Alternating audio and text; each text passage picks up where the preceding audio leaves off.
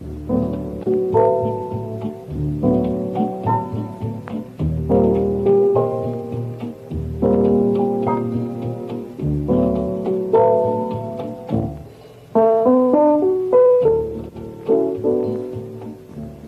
British colony of Hong Kong consists of three principal areas of land: the island of Hong Kong, the Kowloon Peninsula on the Chinese mainland, and the adjacent New Territories. These were leased from the Chinese for 99 years. The lease expires in 1997. Between the island and the mainland lies the almost landlocked Victoria Harbour, considered by many to be one of the most beautiful in the world. Here there is a constant flow of shipping: ferries, passenger ships, cargo ships, large and small, junks and sampans. The Star Ferry, which travels between Kowloon and Hong Kong Island, carries thousands of Chinese backwards and forwards every day. It departs every few minutes and is ridiculously cheap.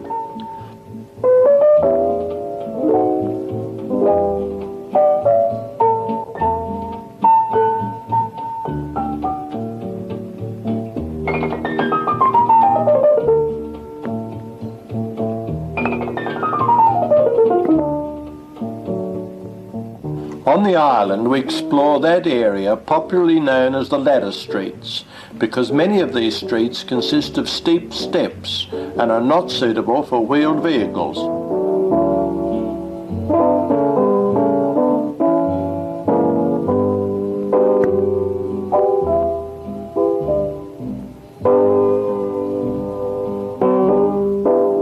We were fascinated and intrigued by the teeming crowds of people, the market-type shops, and all the strange foods and signs.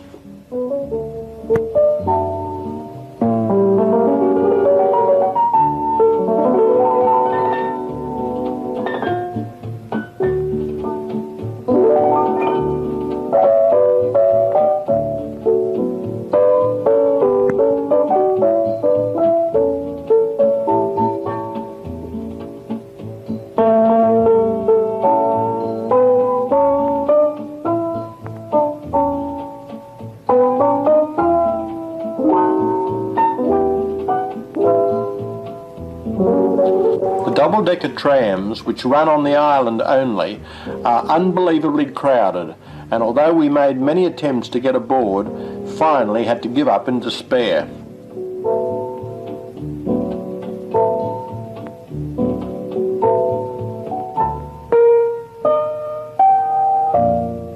This attractive square was a pleasant stopping place between the Star Ferry terminal and the shopping and business area. Still on the island, we visited the Tiger Balm Gardens, which were laid out in 1935 around the home of the late Mr. Orboon Hoare, one of the originators of the famous Tiger Balm ointment.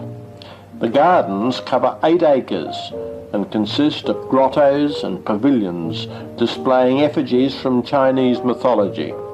The colours are flamboyant and the statues grotesque.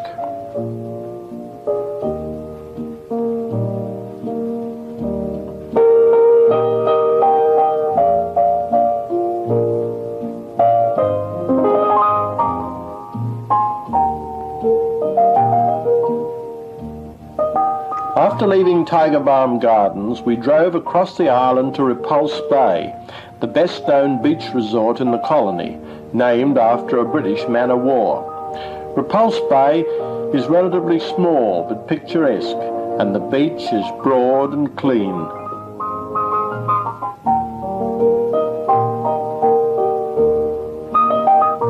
It appeared to afford very safe bathing, but to ensure the safety of the bather, the lifesavers had their lookout tower, while one paddled to and fro in the water, keeping an eye out on the crowd as a further safety measure.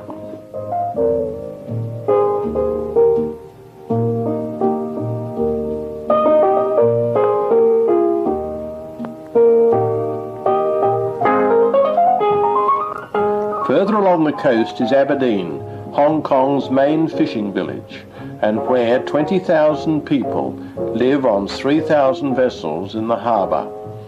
We had ample opportunity to view these water homes as we rode among them in a sampan. The harbour is so chock-a-block with vessels, it's a mystery how some of them manage to manoeuvre, and on several occasions our sampan collided with others. It was quite curious to see, among such squalor and apparent poverty, things such as TV sets and sewing machines. Many of these people know of no other life. They are born here and usually choose to live and die on these boats.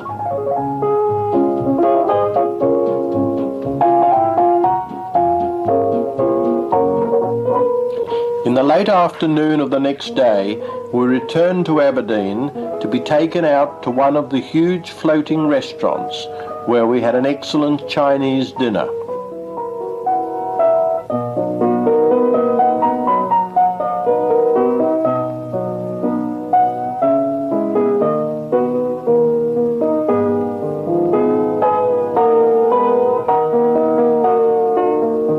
These floating restaurants are something to be seen, to be believed. They are almost like palaces, and as night comes on, they are gaily lit up and make a very colourful spectacle.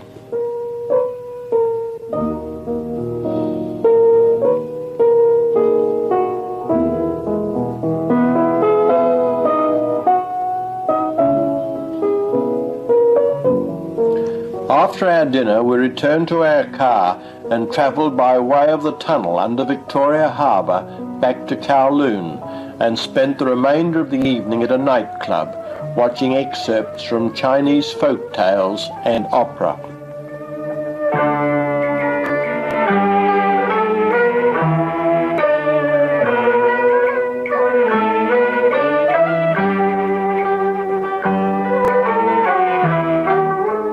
All the dancers and performers were beautifully dressed and were both graceful and elegant in all their movements.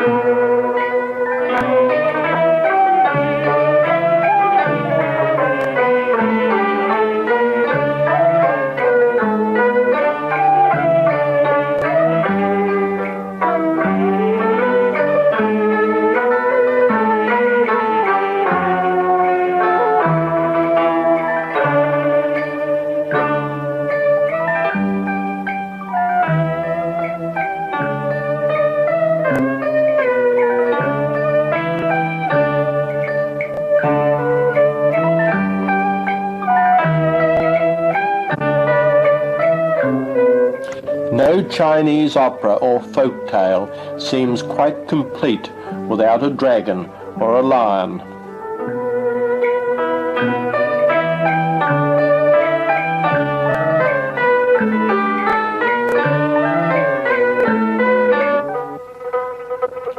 The next afternoon, we visited a model Chinese village of long ago.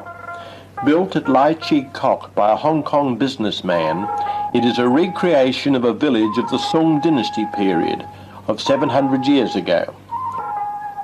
All the guides and staff are dressed in costumes of the Sung period, and visitors are able to sample food, wine and entertainment.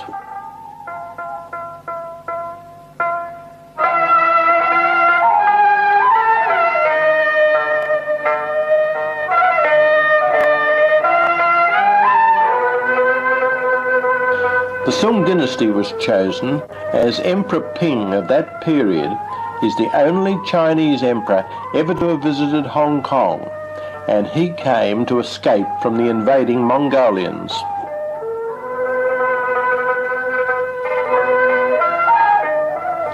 In the tea house, we sampled snowflake tea while musicians played traditional Chinese music on ancient stringed instruments. after which we were entertained by some very clever jugglers.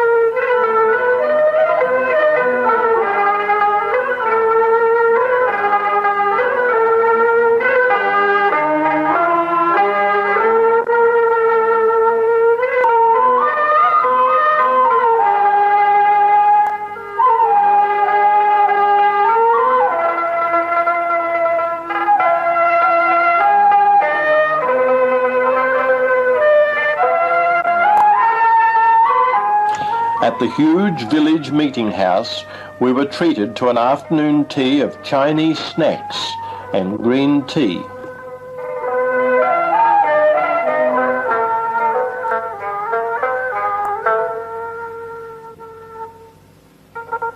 And afterwards we watched a traditional wedding procession of the Sung period. Red, of course, is dominant in all things Chinese, as is considered a lucky colour.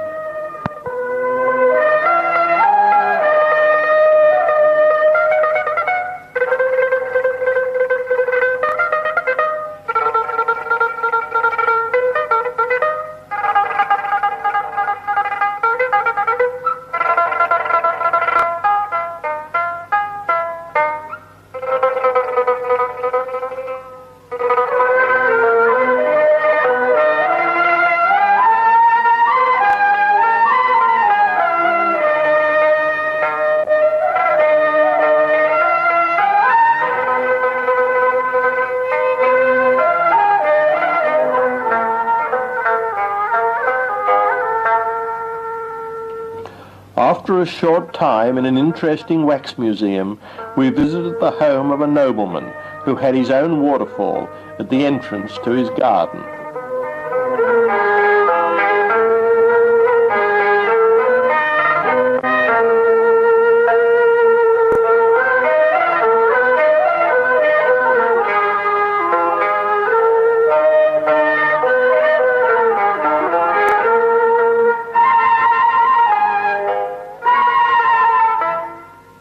And from the upstairs balcony he would have been able to watch most of the goings-on in the village.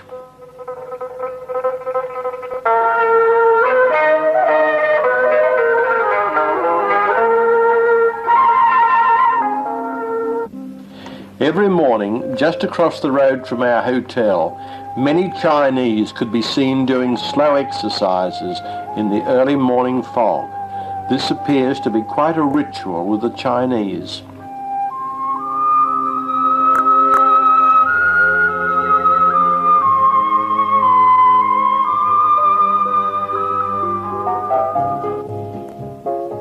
The thousands of Chinese signs which covered the front of buildings and hung across roadways never failed to interest us. These large shield-shaped decorations are hung over the entrance to a restaurant where a party is being held. They are known as Fa Pai. The names of those being honoured and other details of the party are depicted in Chinese characters.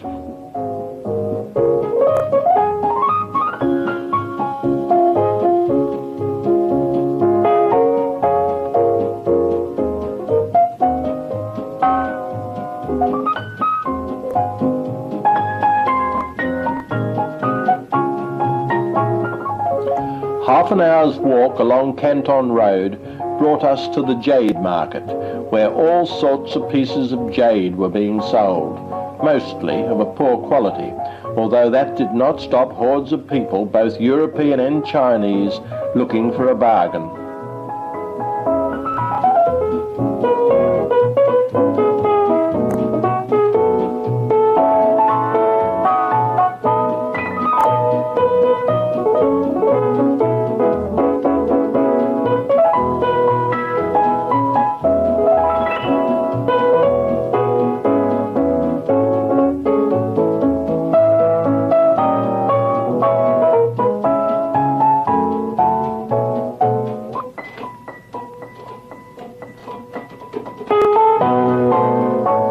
A little further along we came to a general market where fruit and vegetables and fish and clothing were on display, and some articles of foodstuff which we couldn't put a name to.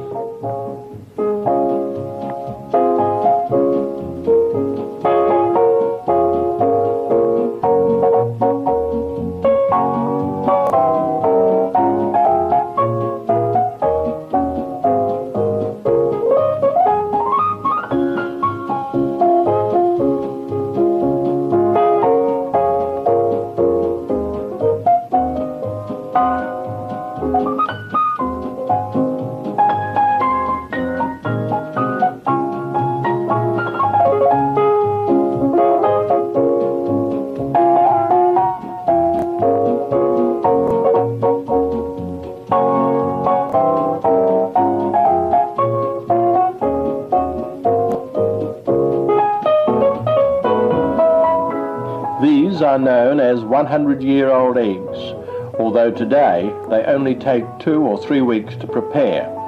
They are treated in some way with arsenic and then covered with mud and rice husks.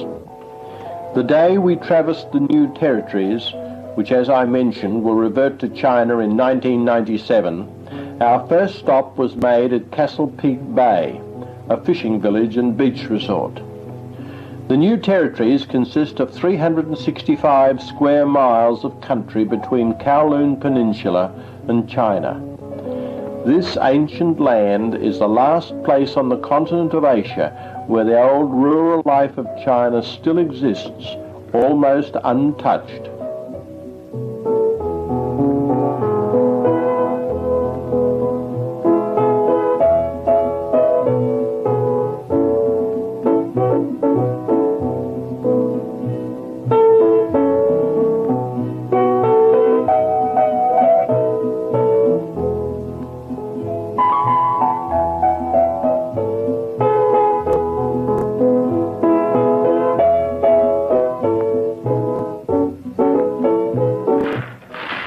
In the kiosk along the beach, the rattle of the mahjong sets was dominant, as the Chinese were engrossed in one of their favourite pastimes.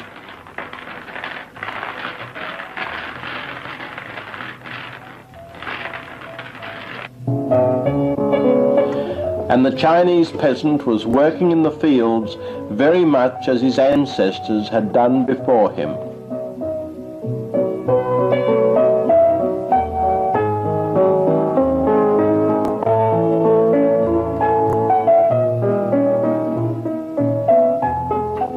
This urn out in the fields contains the bones of some peasant, while relatives wait until such time as there is enough money for a ceremonial burial.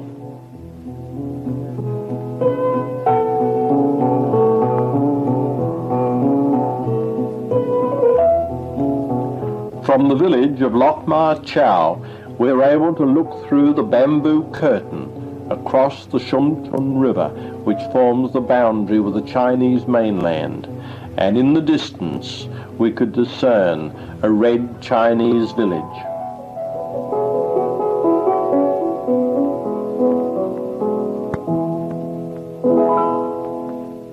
And as the sun was setting back on Victoria Harbour, our thoughts pondered the future of this wonderfully vital and successful British colony lying under the yellow shadow of 1,000 million Chinese.